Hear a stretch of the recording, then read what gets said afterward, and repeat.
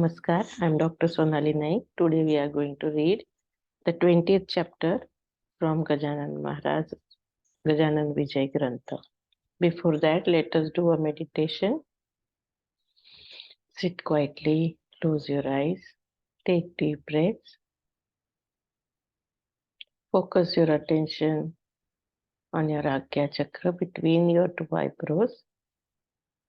See in your mind's eye, you are sitting on a beach. It is a very beautiful and a peaceful place. A cool breeze is blowing. You can hear the beautiful sounds of the waves. You are very happy, very peaceful. You are meditating upon Lord Rama. Lord Rama is standing in front of you. Seeing him, you are filled with peace and happiness. You bow to him. He blesses you with health, wealth, and happiness. The protective cover of his blessing stays along with you all your life. Inside this cover, you are forever guided, forever loved, forever prospered.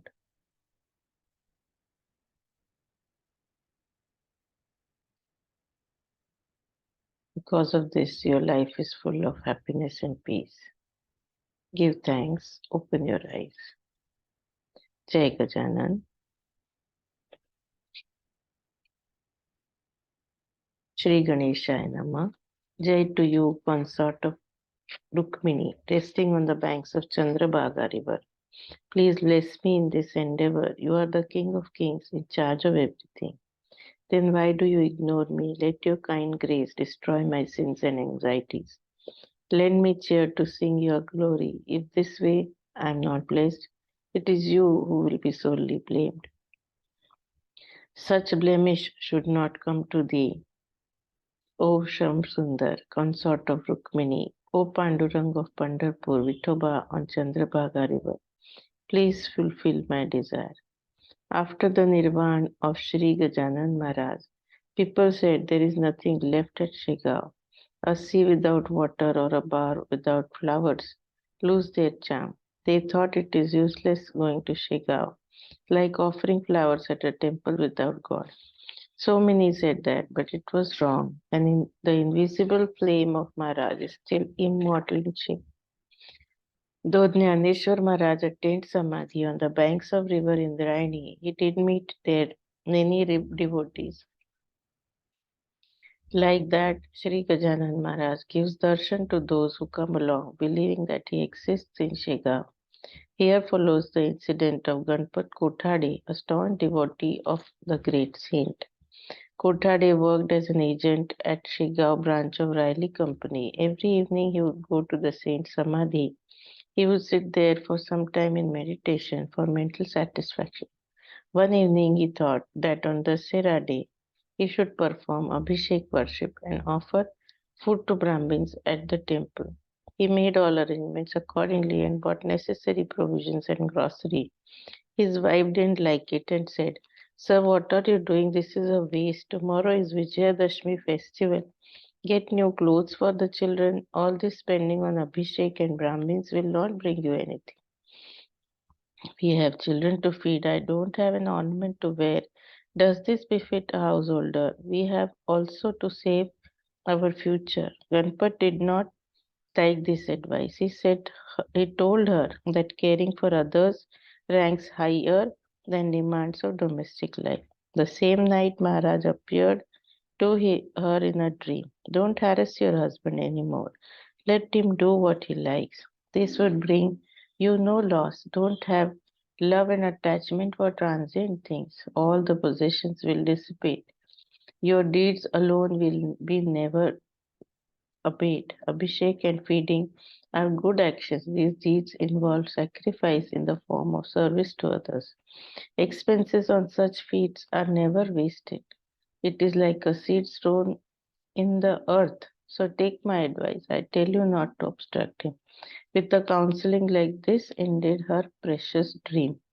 Next morning, she told her husband this, who was happy at the occurrence. He advised her to have full faith in the continuing existence of the saint. He asked her to believe that all things, including children, assets, and precious gold, belonged to Maharaj in his fold, and she should stop worrying about all these. Ganpat celebrated Dashera with the worship of Maharaj and a feast to Brahmins as envisaged. His faith in the saint was more sublime with these incidents in his life. Now to the experience of Lakshman Harijanjar. He was a devotee of Sri Gajanan Maharaj. He went to Mumbai for some business with a mind disturbed by domestic problems. At the time of returning at Puribandar station, he saw a sage with long arms and concentration. He was chanting the name of God and slowly approached Lakshman. He asked, "Why do you look so frustrated when you are a devotee of Gajanan Singh? Do you remember the food made on the death anniversary? It was for 400 guests at Amravati. That time their teacher Bapad had lost his son. Yet with Petekar, he did come to partake in the prasad. It was due to Maharaj. He had appeared in their dreams to say they should join your gatherings. Have you forgotten all this?" Lakshman was confused with all this rendering. He wondered who this man could be. With respect, he bowed to the sage, who suddenly disappeared in a moment. When Lakshman returned, he amended his behavior and performed the anniversary every year. Sri Gajanan Maharaj had met Avdut Jairam Khedkar of Rahit Sahit village in the garb of a saint.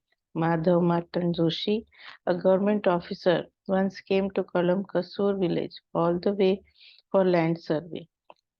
It was Thursday. Being a devotee of Maharaj, he decided to visit Shegaon. He told his peon Kutubuddin to get ready with the bullock cart. Kutubuddin humbly told Joshi that the weather was nasty. Man river was filled with muddy water. Ignoring this request, Joshi got the cart. He asked Kutubuddin to drive to Shegaon. This cart entered the river and soon was filled with gushing water before they could cross over. A storm combined with lightning and thunder drove, filling the river months flood. Many huts around were uprooted. Kutubuddin was frightened of death. Joshi too was scared. He started praying to the saint. From amidst this natural calamity, with folded hands, he said, "O Gajanan, no one except you can save us now." Scriptures describe a sage saving a sinking boat by just touching it at the sea. You too, Sri Gajanan, have similar powers. Kindly extend your hand and save me. Water entered the cart and the bullocks got frightened. Joshi told Kutubuddin to leave the reins and pray to Maharaj to come and help us. O powerful Maharaj, our lives are in your hands. Do as you like, take us or save us. The reins of the cart were thrown aside. Both of them closed their eyes. Then a miracle came over. The cart had safely crossed the river and was standing on the other shore. Both of them were glad at this marvel. They were happy to experience the authority of Maharaj, who saved them from the calamity. Saved from the dreadful plight, they reached Shegaon at night.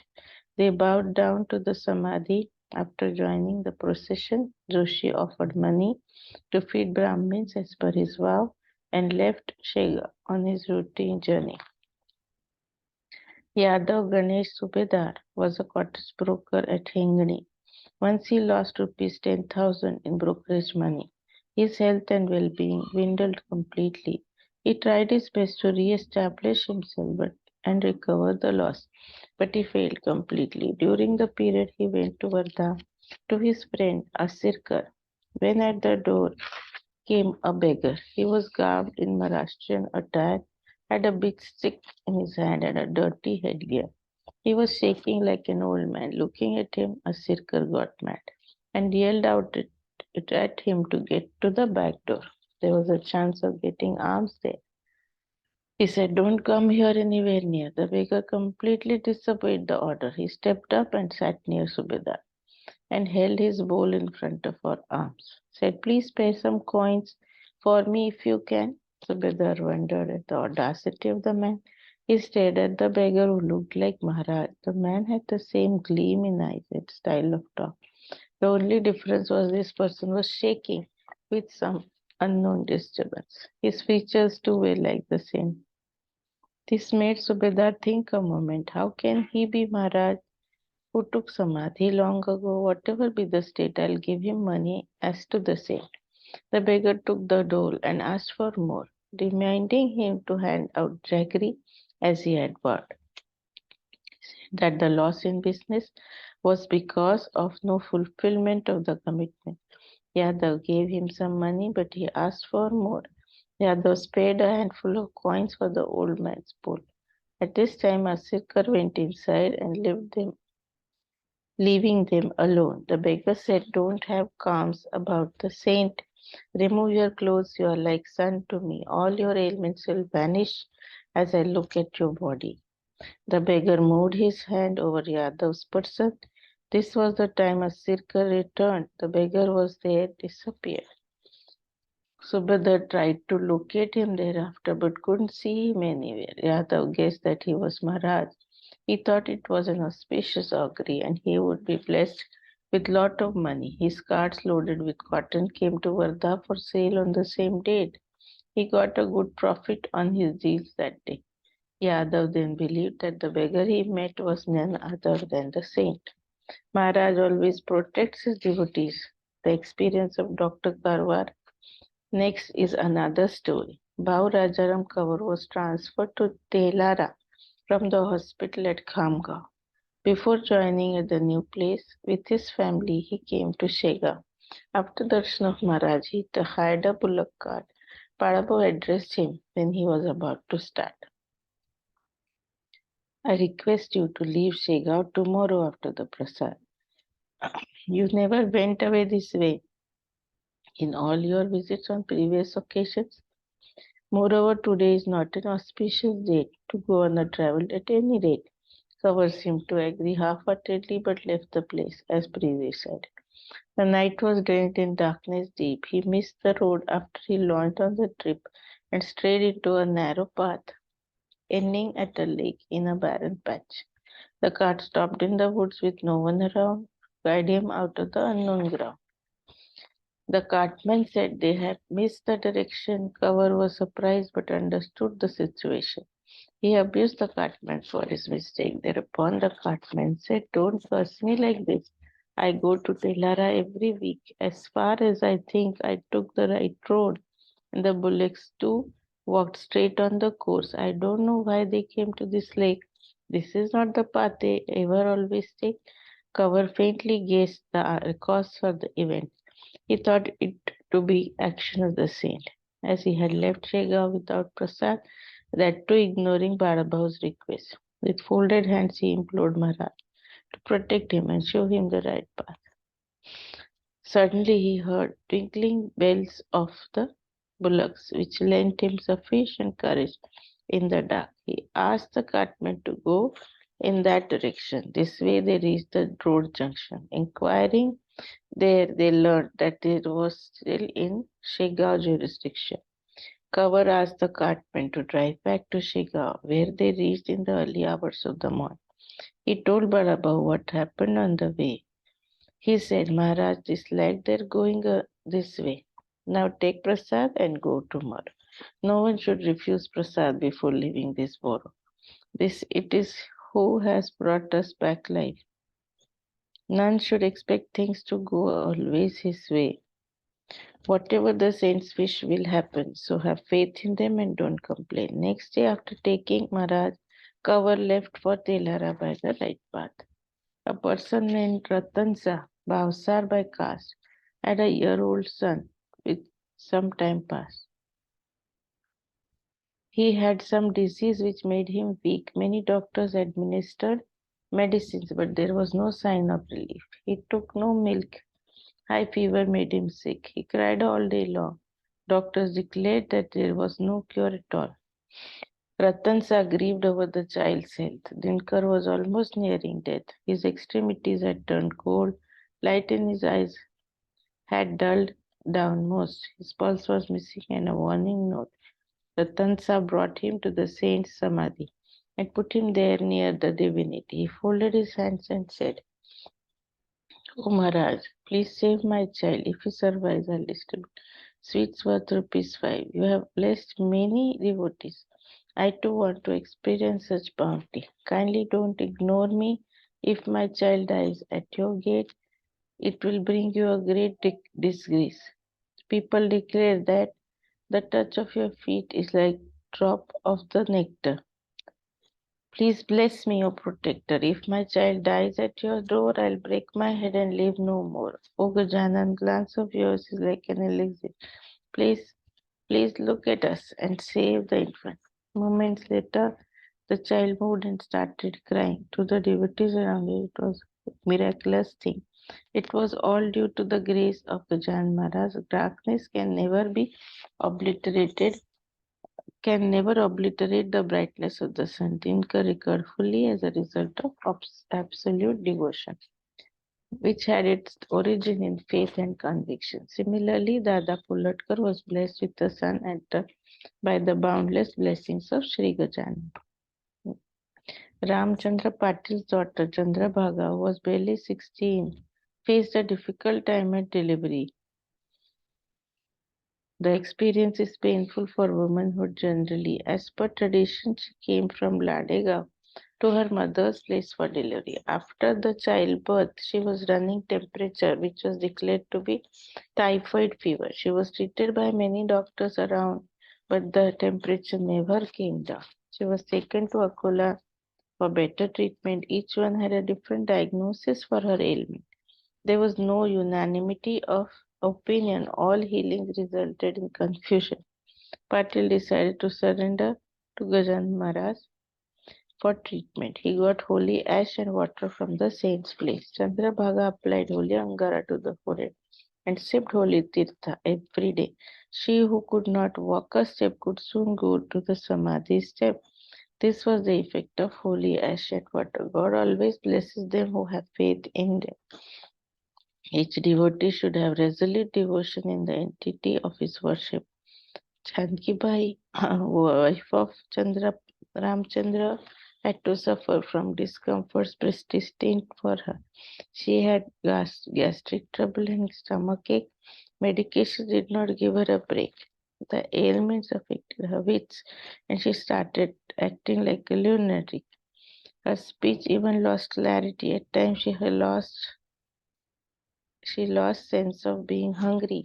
Some said she was haunted by evil spirits. Some others branded this as a cure disease. Some went to the extent of saying Patil, as an executed her many enemies who retaliated on the family with black magic.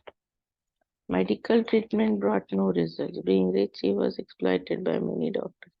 He spent a lot but got no relief for her. Tired of all this, he then said, Gajanan Maharaj will now be my doctor saint. My wife is his daughter-in-law. His blessings will eliminate all the ills. After her bath every morning, she circled the samadhi. With this routine and her husband's advice, her devotion to Maharaj was not wasted. She was cured of all her ailments.